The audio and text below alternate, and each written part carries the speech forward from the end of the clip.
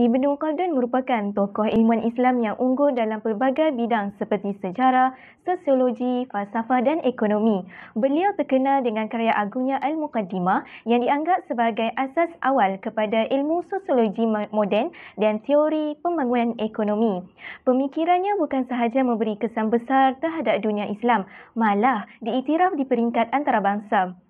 Ketokohan beliau dalam memahami realiti sosial dan ekonomi masyarakat menjadikannya figur penting dalam sejarah intelektual Islam. Ibnu Khaldun, seorang ilmuwan agung dalam sejarah Islam. Nama penuh beliau ialah Waliuddin Abdul Rahman bin Muhammad Ibnu Khaldun. Beliau dilahirkan pada 1 Ramadan 732 Hijrah bersamaan 27 Mei 1332 Masihi di Tunisia dan wafat pada 26 Ramadan 808 Hijrah bersamaan 16 Mac 1406 Masihi di Kahirah, Mesir. Gelaran Waliuddin diberikan kepadanya ketika beliau menjadi qadi di Mesir, tetapi beliau lebih dikenali dengan nama Ibnu Khaldun sempena dengan nisbah kepada keturunannya. Seterusnya, Ibnu Khaldun dinisbahkan kepada datuknya yang ke-9, Al-Khalid. Nenek moyangnya bernama Khalid Ibnu Uthman, merupakan antara penakluk Arab yang berhijrah ke Andalusia dan menetap di Carmona. Keturunannya dikenali sebagai Banu Khaldun. Ibnu Khaldun berasal daripada keturunan Arab dari Hadramaut dan berdasarkan silsilah, beliau masih mempunyai pertalian darah dengan sahabat Nabi Muhammad SAW yang bernama Wa'il bin Hajar. Ibnu Khaldun memulakan pendidikan awal dengan belajar Al-Quran dan bahasa Arab bersama ayahnya sendiri. Seterusnya, beliau berguru dengan ramai ulama terkemuka seperti Abu Abdullah Ibnu Sa'ad, Muhammad Al-Zarzali dan Ahmad Ibnu Al-Qassar dalam bidang bahasa Arab.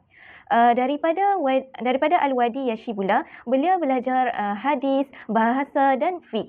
Beliau juga mendalami kitab Al-Muwatta, karya Imam Malik daripada Ibnu Abdus Salam.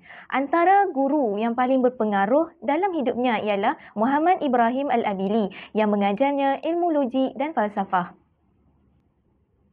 Pada usia 20 tahun, Ibnu Khaldun dilantik menjadi setiausaha kepada Sultan Abu Ishaq hasil perlawanan penguasa Tunisia iaitu Abu Muhammad Ibnu Tarafkin. Beliau menerima jawatan ini kerana kehilangan gurunya Al-Abili yang berhijrah ke Fez. Merasa tidak lagi dapat meneruskan pelajaran di Tunisia, beliau kemudian berhijrah ke Fez pada tahun 755 Hijrah dan di sana beliau diterima oleh Sultan Abu Inan serta dilantik menjadi anggota Majlis Ulama dan Setiausaha Sultan. Pada tahun 758 Hijrah, Ibnu Khaldun dituduh melakukan sabotaj dan dipenjara selama 2 tahun oleh Sultan Abu Inan. Selepas pembebasannya, ketika pemerintahan Sultan Abu Salim, beliau dilantik sebagai setiausaha peribadi Sultan. Manakala pada tahun 786 Hijrah, Ibnu Khaldun dilantik pula sebagai ketua pengadilan kerajaan. Tetapi beliau mengundurkan diri setahun kemudian akibat fitnah dan tekanan politik. Kemudian, beliau ditawarkan untuk menjadi guru fiqh Maliki di Madrasah Zahiriyah Baruqiyah. Ibnu Khaldun turut menyertai Sultan Nashir Faraj ke Damsyik untuk mempertahankan wilayah tersebut daripada ancaman Mongol pada tahun 803 Hijrah. Selepas kembali ke Kahirah, beliau dilantik semula sebagai ketua pengadilan dan memegang jawatan tersebut sehingga akhir hayatnya. Antara karya ilmiah penting beliau ialah kitab Al-I'bar, Al-Muqaddimah yang sangat berpengaruh dalam ilmu sejarah dan sosiologi dan kitab At-Ta'rif bi Ibnu Khaldun dan Lubab Al-Muhassal fi Usuluddin.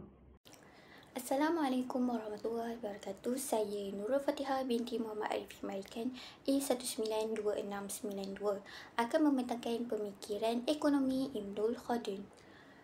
Ibnu Khaldun melihat ekonomi dari sudut yang sangat menyeluruh dan mendalam. Ada beberapa perkara asas yang diketekankan oleh beliau. Pertama, beliau menekankan bahawa tenaga kerja adalah sumber nilai.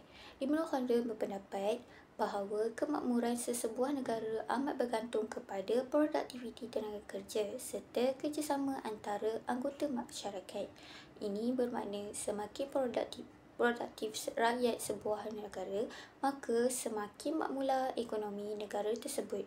Dalam konteks ini, beliau menjelaskan bahawa kerja yang dilakukan dengan ikhlas, cekap dan berkualiti tinggi akan menghasilkan kekayaan yang sebenar. Yang kedua ialah konsep pasaran. Beliau menyatakan pentingnya keseimbangan antara permintaan iaitu demand dan penawaran iaitu supply dalam pasaran untuk menstabilkan harga dan ekonomi.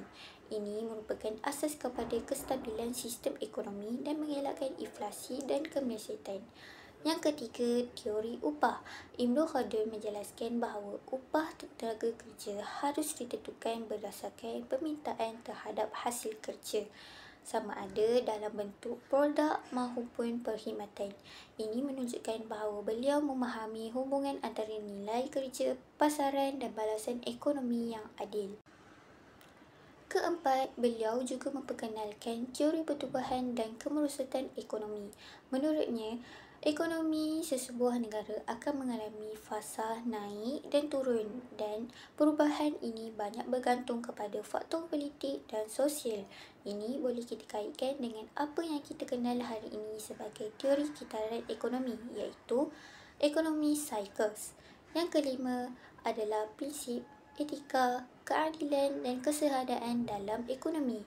Ibnu Khaldun menekankan bahawa keadilan dalam sistem ekonomi boleh membawa kepada kestabilan negara. Beliau menolak kadar cukai yang berlebihan kerana ia boleh menindas rakyat. Sebaliknya, beliau menyokong konsep zakat dan sedekah sebagai cara untuk mengurangkan jurang kekayaan dalam masyarakat. Kesimpulan daripada pemikiran ekonomi Ibnu Khaldun, beliau bukan sekadar melihat aspek material tetapi juga mengambil kira faktor moral, sosial dan politik dalam ekonomi. Pemikirannya membuka ruang kepada ekonomi yang lebih adil, seimbang dan beretika selari dengan prinsip syarak. Terima kasih Fatihah di atas pembentangan sebentar tadi. Saya Nur Adiba Zafira binti Jafar Jafari A186-986 akan membentangkan berkenaan dengan kerelevanan pemikiran ekonomi Ibnu Khaldun pada masa kini. Pertama adalah tenaga kerja sebagai sumber nilai, di mana nilai ekonomi berasal daripada usaha manusia dan produktiviti kerja.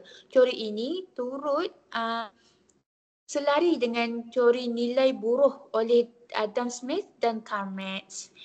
Dengan menekankan model insan, latihan kemahiran dan produktiviti dalam sesebuah pekerjaan, contohnya pelaksanaan TVET, pendidikan dan latihan vocational, mendapat pengiktirafan tinggi daripada pihak kerajaan. Kedua adalah konsep pasaran. Pasaran ini berfungsi sebagai semula jadi dengan keseimbangan antara penawaran dan permintaan. Ia juga menolak monopoli dan manipulasi. Dengan ini dapat mewujudkan pasaran yang adil dan berdaya saing yang sihat. Contohnya skim harga maksimum musim perayaan yang dipantau oleh pihak berkepentingan dengan mengawal harga barangan asas yang berpatutan dan tidak dimanipulasi oleh pihak yang pentingkan diri sendiri. Ketiga adalah teori berupah. Ibnu Khaldun menyatakan upah haruslah seimbang dengan produktiviti dan keperluan asas kehidupan pekerja. Contohnya, kenaikan gaji minimum sebanyak RM1,500 sebagai langkah untuk mencerminkan usaha bagi memastikan keadilan upah kepada pekerja yang berpendapatan rendah. Baiklah, seterusnya adalah pertubuhan dan kemerosotan ekonomi. Ibnu Khaldun menyatakan sesebuah negara yang mengalami kemerosotan ekonomi ada 3 aspek. Yang pertama, aspek pembaziran, kedua cukai berlebihan, ketiga adalah kelemahan tadbir urus. Teori daripada Ibnu Khaldun sangat penting untuk difahami supaya kita dapat mengenal pasti ketidakstabilan ekonomi dan kejatuhan sesebuah negara, iaitu negara kita sendirilah. Jika tidak diurus dengan baik, maka kerajaan Malaysia mengambil pemikiran ekonomi daripada Ibnu Khaldun untuk mengawal kestabilan ekonomi. Contohnya laporan Ketua Audit Negara tentang keterisan pembelanjaan. Akhir sekali adalah prinsip etika, pertubuhan dan kesederhanaan. Beliau menyatakan ekonomi yang adil dan beretika membawa kepada kemakmuran dan kestabilan. Contohnya di Malaysia, penubuhan Suruhanjaya Integriti Agensi Penguatkuasaan ditubuhkan untuk keperluan etika dan integriti dalam pengurusan kerajaan. Sebagai kesimpulannya, dalam bahagian ini, pemikiran ekonomi Ibnu Khaldun sangat relevan dan digunakan dalam tadbir urus di Malaysia. Ini membuktikan pemikiran Ibnu Khaldun bukan sekadar warisan sejarah tetapi mampu menjadi rujukan dalam merangka dasar ekonomi yang adil. Assalamualaikum warahmatullahi wabarakatuh. Nama saya Nuraida Adriana binti Sazali, nombor metrik A193249 akan membentangkan tentang Kitab Al-Muqaddimah oleh Ibnu Khaldun iaitu bapa sosiologi dan sejarah Islam. Kitab Al-Muqaddimah atau Muqaddimah Ibnu Khaldun ditulis pada tahun 1377 Masihi sebagai pengenalan kepada karya besarnya Kitab Al-Ibar. Karya ini ditulis semasa beliau mengasingkan diri di Qal'ah Ibnu Salamah, Algeria. Ibnu Khaldun merupakan seorang ilmuwan Muslim kelahiran Tunisia yang sangat berpengaruh dalam pelbagai ilmu seperti sejarah, falsafah, ekonomi dan sosiologi. Karyanya ini dianggap sebagai antara teks paling awal yang memperkenalkan pendekatan saintifik dalam memahami masyarakat dan sejarah. Kandungan utama Kitab Al-Muqaddimah ini ialah yang pertama, ilmu umran iaitu sosiologi. Ibnu Khaldun memperkenalkan konsep ilmu umran iaitu kajian tentang bagaimana masyarakat terbentuk, berkembang dan berubah. Beliau melihat sejarah bukan sekadar rekod peristiwa tetapi sebagai satu ilmu yang perlu dianalisis secara mendalam untuk memahami tingkah laku manusia dan corak perubahan masyarakat. Yang kedua ialah asabiah iaitu solidariti sosial. Konsep ini merujuk kepada semangat kekitaan dalam sebuah kelompok. Ibnu Khaldun percaya bahawa kekuatan sesuatu tamadun bergantung pada tahap asabiah. Apabila semangat ini kuat, negara atau kerajaan menjadi kukuh. Namun apabila asabiah melemah akibat kemewahan atau perpecahan, maka tamadun akan menuju kehancuran. Yang ketiga adalah kitaran tamadun. Ibnu Khaldun menerangkan bahawa sesebuah kerajaan melalui fasa yang berulang iaitu pembentukan, pengukuhan, kemewahan, kelemahan dan akhirnya kejatuhan. Teori ini menunjukkan bahawa tamadun tidak kekal dan faktor dalaman seperti korupsi, kelemahan moral dan kehilangan semangat perjuangan menyumbang kepada kejatuhannya. Dan yang keempat adalah pendidikan dan ekonomi.